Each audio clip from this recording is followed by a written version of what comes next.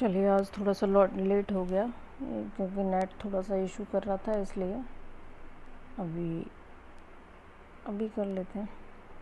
ठीक है, चलेगा। जैसा कि अब सब जान ही रहे होंगे, जो भी पढ़ रहा होगा उसको ये बात पता ही होगी कि हमने कितना सारा ख़त्म कर लिया है। मतलब हाफ हमारा ख़त्म हो गया है सेंटेंस का। अभी एक आज हम नया सेंटेंस शुरू करते हैं, उसका नाम है प्रेजेंट परफेक्ट कंटिन्यूअस।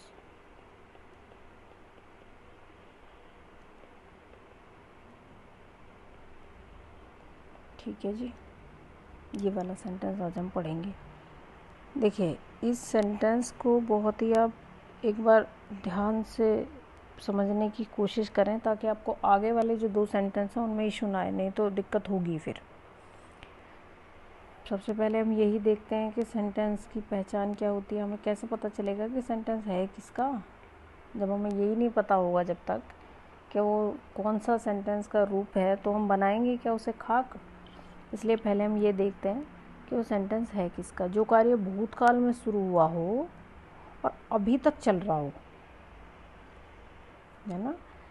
जो कार्य काफ़ी टाइम पहले शुरू हो गया है और अभी तक वो चल रहा है, जब हम बात कर रहे हैं उसके बारे में, तो वो वाला सेंटेंस होता है हमारा कैसे, प्रेजेंट परफेक्ट कॉन्टिन्यूअस।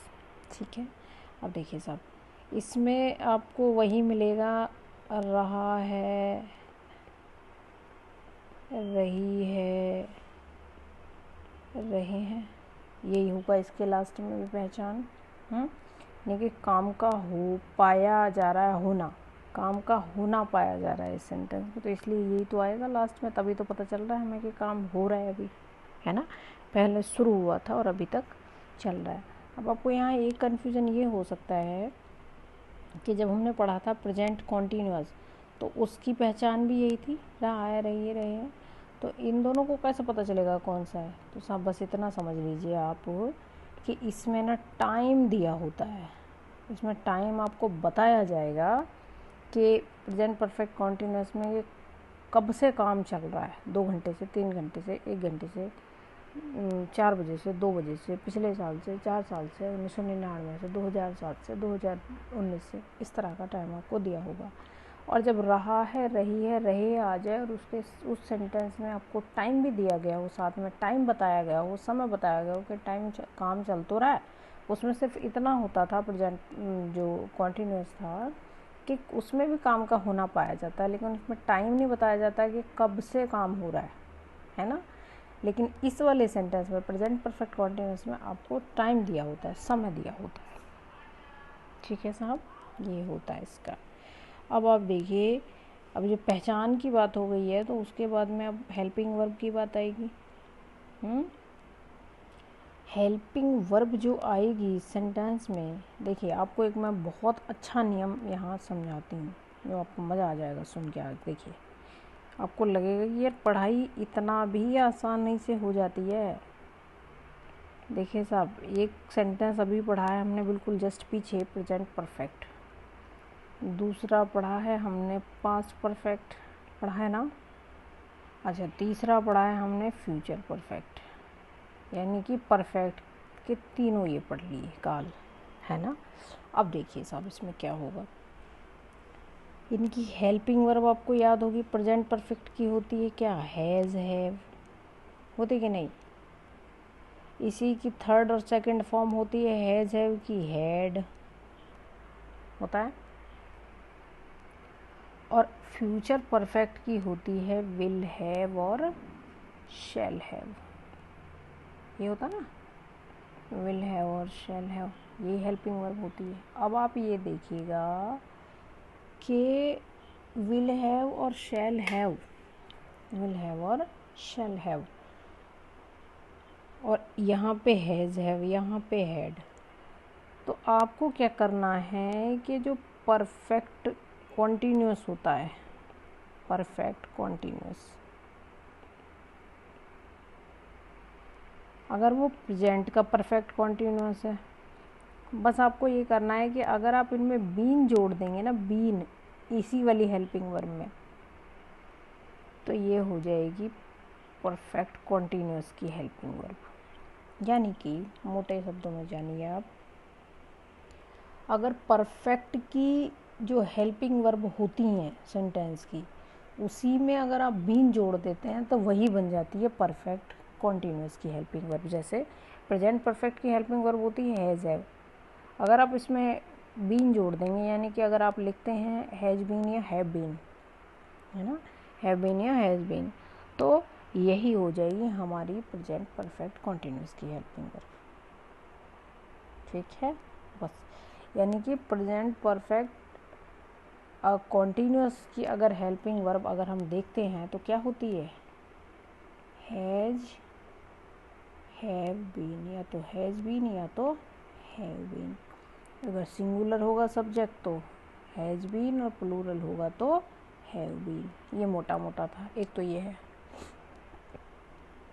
अब आपको ये देखना है कि कॉन्टीन्यूअस सेंटेंस है ये, तो इसमें जो मेन वर्ब की कौन सी फॉर्म आती है साहब। जैसा कि आप ये देख रहे हैं कि इसमें ज़्यादातर चीज़ें जो है ना किससे ले रखी हैं, प्रेजेंट कॉन्टीन्यूअस से ले रखी हैं, तो इसने मेन वर्ब भी उस कॉन्टीन्यूअस से ही ले लिए। मैंने आपको बताया था अगर कॉन्टीन्यूअस कहीं भी आपको दिख जाए तो उसका मतलब होता है कि उसमें ING तो आना ही है उसकी मेन वर्ब में, है ना। अगर सेंटेंस में आपको वो दिख रहा है कॉन्टीन्यूअस, अगर लिखा हुआ समझ में आ गया आपको, तो इसका मतलब है उसमें ING फॉर्म तो आएगी ही। ठीक, तो इसमें मेन वर्ब की कौन सी फॉर्म आएगी, ING फॉर्म। अब देखिए साहब, इसमें एक झोल और है जो समझने वाला है, और वही झोल आपको बहुत ढंग से देखना है। देखिए, इसमें टाइम एक दिया होता है ना। जैसे सेंटेंस में अगर सेंटेंस कोई दिया होगा कि मैं 2 घंटे से तुम्हें पढ़ा रही हूँ, मैंने ऐसा कहा, ठीक। जब मैंने कहा कि 2 घंटे से या 2 साल से मैं ऐसा कहती हूँ, तो क्या आप ये समझ पाए कि कौन से वाले 2 घंटे हैं। कोई से भी 2 घंटे हो सकते हैं, हो सकता है रात के 2 घंटे हों, हो सकता है दोपहर में 2 घंटे, हो सकता है मॉर्निंग के 2 घंटे, है ना। यानी कि आपको डेफिनेटली नहीं पता चल पा रहा है कि जो 2 घंटे, ये कौन से वाले 2 घंटे की बात हो रही है, सिर्फ 2 घंटे हैं, है ना। पर्टिकुलर आपको नहीं पता चल पा रहा है। तो और आप ये देखिए, और अगर मैं कहूँ कि मैं तुम्हें 8 बजे से पढ़ा रही हूँ, ऐसा मैं कहूँ, अगर मैं ऐसा कहती हूँ तो इसका क्या मतलब हो गया, तो मुझे इमिडिएटली पता चलिए वो या तो सुबह के 8 बजे होंगे तो शाम के 8 बजे होंगे, है ना। मेरा दिमाग कंफ्यूज नहीं हुआ उसे सोचने में, तो मुझे टाइम नहीं लगा ये समझने में कि कौन से वाले 2 घंटे। तो अब आपको मैं एक मोटा मोटा बता देती हूँ कि आपको कहाँ क्या यूज़ करनी है साहब। कहाँ पे फोर आएगा और कहाँ पे सिंस आएगा। देखिए, हाँ, इसमें एक चीज़ और है, ये मैं इससे लिखती हूँ, ये मैं टाइम के लिए आपको अलग से फ्रेम बनाती हूँ और फिर बताती हूँ। टाइम को लिखने से पहले देखिए साहब, मैंने यहाँ लिखा, मैं आपको 2 घंटे से पढ़ा रही हूँ, मैंने ऐसा एक सेंटेंस लिखा, तो आई तो हो गया। अब आई के साथ में आपको क्या लगाना है, ये चीज़ जानने वाली है। यहाँ पर आई के साथ आएगा have, I have been teaching you, I have been teaching you.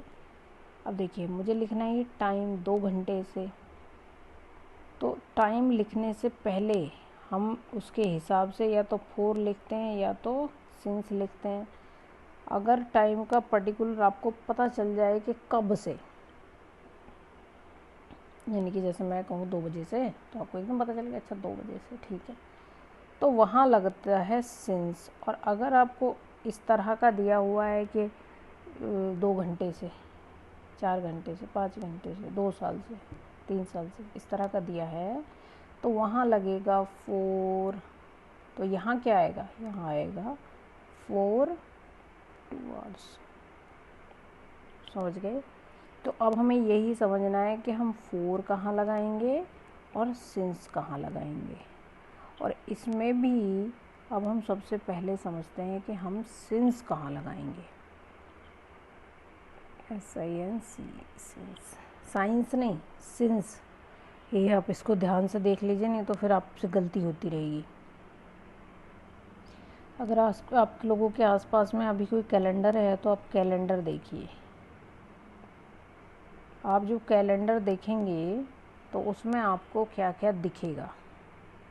आपको दिन दिखेंगे, उसमें दिखेंगे आपको, उसमें तारीख दिखेंगी, लिखी हुई डेट। आपको उसमें कोई सन दिखेगा, ईयर 2020 का होगा तो 2020 ही दिखेगा। आपको उसमें मंथ के नाम दिखेंगे, ठीक है। और आपको उसमें दिखेंगे कुछ त्यौहार, कुछ बड़ी जो स्पेशल चीज़ें होती हैं वो लिखी हुई, जैसे कहते हैं ओकेज़न, अवसर, मौके, त्यौहार वाले। जैसे कोई पूर्णिमा होगी, कोई जो क्या बोलते हैं उसको, दिवाली होगी, होली होगी, ईद होगी, दशहरा होगा, इस तरह की चीज़ें दिखेंगी। यानी कि कैलेंडर में आपको जो भी कुछ दिखता है उससे पहले हम सिंस का प्रयोग करते हैं। एक चीज़ तो ये हुई साहब। जैसे दिन में क्या दिखेगा, मंडे होगा, ट्यूसडे होगा, वेडनेसडे, ये वाले दिन। डेट होगी कोई 4, 5, 6, 1 से 30 तक, 31 तक, जो भी होती है 29 तक, है ना। अच्छा, ईयर में आपको दिखेगा कुछ, जो कैलेंडर आप देख रहे होंगे तो उसमें कोई ना कोई तो ईयर होगा ज़रूर, बिना ईयर का कैलेंडर नहीं हुआ करता। कोई मंथ होगा, अभी चल रहा है जैसे मई चल रहा है तो मई का अगर देख रहे होंगे तो कोई मंथ तो ज़रूरी होगा, तभी तो पता चलेगा हमको हाँ वास्तव में चल रहा है। ओकेज़न दिए होते हैं उसमें, अवसर जो होते हैं वो होंगे। अच्छा, एक तो इन सब के पहले अगर इन सब में से कुछ भी आ जाए, इन सब में से सिंस का यूज़ होगा, ठीक। अब देखिए, अब अपनी घड़ी देखिए, क्लॉक। हम अपनी घड़ी देखें, आपको उस घड़ी में क्या दिखेगा, टाइम दिखेगा ना, 7 बजे, 8 बजे। अगर इस तरह का आ जाए तो वो भी, उससे पहले भी हम क्या लगाते हैं, सिंस लगाते हैं। देखिए, ज़िंदगी जो हमारी होती है ना, बचपन होता है, फिर जवान होते हैं, फिर बुढ़ापे की तो खैर बात ही क्या होगी। इसमें बुढ़ापे से ऐसा कर रहा हूँ, ये क्या बात है, बुढ़ापे से ऐसा कौन करेगा, तो मर गया होगा, है ना। Stage of life, stages of life हो गया ये। स्टेजेस ऑफ लाइफ मतलब कि ज़िंदगी में जैसे जैसे आदमी बड़ा होता वही उसकी स्टेज होती है। बचपन होता है तो चाइल्डहुड कहते हैं, बचपन, है ना, बचपन हो गया। एडोलसेंस मतलब जवानी वाला जो टाइम होता है, प्रौढ़ वाला जो टाइम होता है, किशोरावस्था, वो हो गया, है ना। इसके पहले भी सेंस लगाते हैं। और एक होता है part of time, part of each day जो होता है, पार्ट ऑफ टाइम में ये आ जाएगा। देखिए, आपको मैंने समझाने के लिए लिख दिया है। यानी कि जैसे एक दिन होता है तो उसके भी तो, उसमें भी तो पार्ट होते हैं ना। सुबह हो रहा है जैसे अभी, तो मॉर्निंग हो गया, ये नाइट हो जाएगा, नून हो जाएगा। ये सब जो आता है इससे पहले लिखते हैं हम क्या, सिंस का यूज़ होता है। आप इसको ध्यान से पढ़िए क्योंकि ये आगे तक काम आएगा, क्योंकि इस टाइम तीनों ही सेंटेंस में आएगा, ठीक है। अच्छा, सारी जगह तो ये सेंस ही आ गया। अगर ऐसा हो कि शुरू से, अगर ऐसा उसमें कुछ ना दिया हो शुरू से, अगर शुरू से भी लिखा है तो भी हम लिखेंगे सिंस बिगिनिंग, सिंस बिगिनिंग।